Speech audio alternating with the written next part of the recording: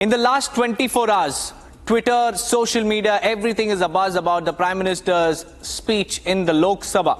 The Constitution debate face-off has reached an all-new flashpoint, with the Prime Minister reminding the Congress about its past sins and also him tearing into 4 generations of Congress party.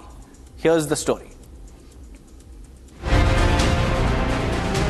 संविधान के 75 वर्ष की यात्रा, यादगार यात्रा और विश्व के सबसे महान और विशाल लोकतंत्र की यात्रा, इसके मूल में हमारे संविधान निर्माताओं की दीर्घदृष्टि, हमारे संविधान निर्माताओं का योगदान और जिसको लेकर के आज हम आगे बढ़ रहे हैं। मेरे लिए खुशी की बात है कि संसद भी इस उत्सव में शामिल होकर के अपनी भावनाओं को प्रकट कर रही है। विविधता में एकता, ये भारत की विशेषता रही है।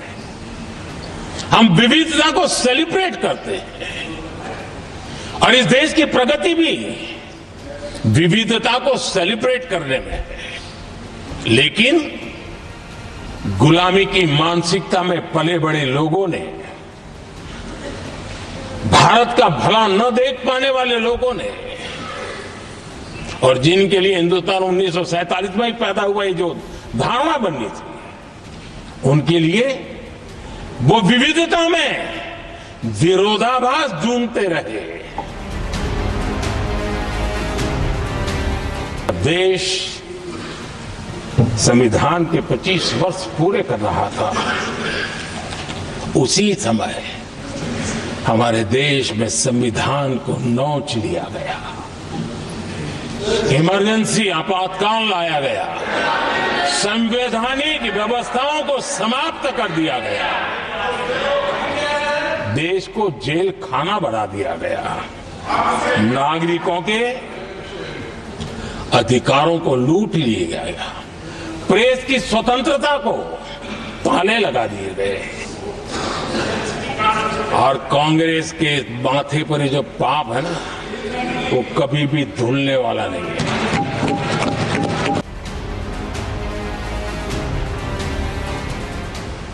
कांग्रेस के एक परिवार ने संविधान को चोट पहुंचाने में कोई कोर कसर नहीं छोड़ी है।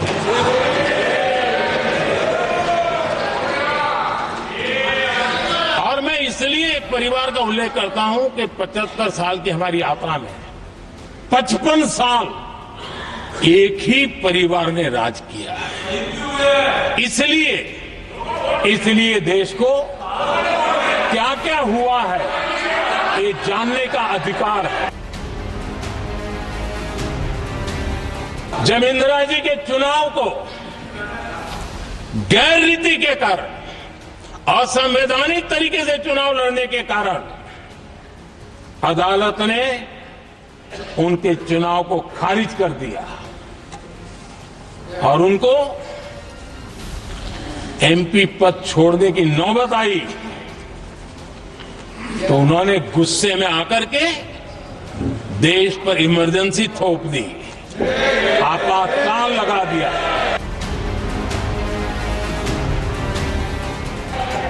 जिस जस्टिस एच.आर. खन्ना ने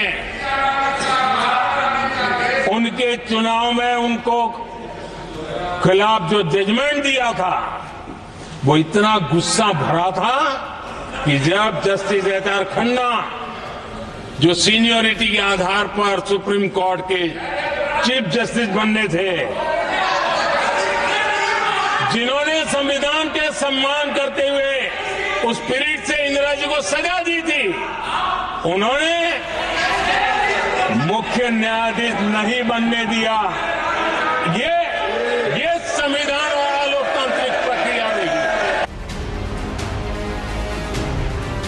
उस समय के प्रधानमंत्री राजीव गांधी ने शाह बानो की उस भावना को, सुप्रीम कोर्ट की उस भावना को नकार दिया और बैंक की राजनीति के खातिर संविधान की भावना को बलि चढ़ा दिया और कट्टरपंथियों के सामने सर झुकाने का काम कर दिया। ये मनमोहन सिंह जी ने कहा है, जो एक किताब में लिखा गया है, मुझे यह स्वीकार करना होगा कि पार्टी अध्यक्ष सत्ता का केंद्र है, सरकार पार्टी के प्रति जवाबदेह है। प्रधानमंत्री के ऊपर एक गैर संवैधानिक और जिसने कोई शपथ भी नहीं लिया था, नेशनल एडवाइजरी काउंसिल पीएमओ के भी ऊपर बैठा दिया।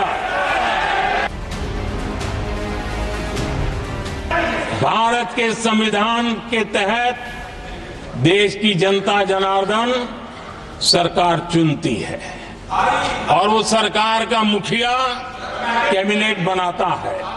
ये संविधान के तहत है।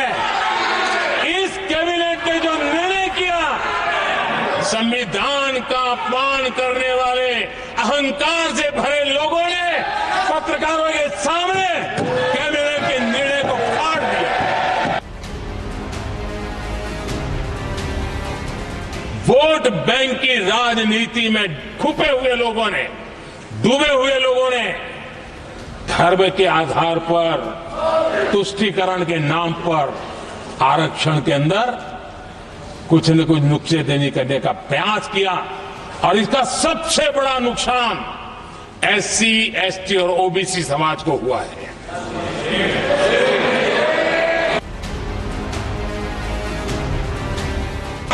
कांग्रेस पार्टी के एक अध्यक्ष हुआ करते थे और वो अति पिछड़े समाज से आते थे। उनके अध्यक्ष श्रीमान सीताराम केसरी जी कहते हैं, बाथरूम में बंद कर दिया गया, उठा करके फुटपाथ पर फेंक दिया गया।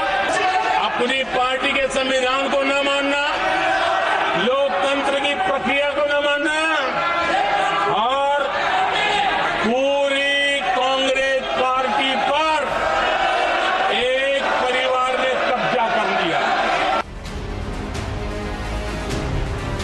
कांग्रेस के हमारे साथी, उनको दिन रात जुमला, लेकिन इस देश को पता है, हिंदुस्तान में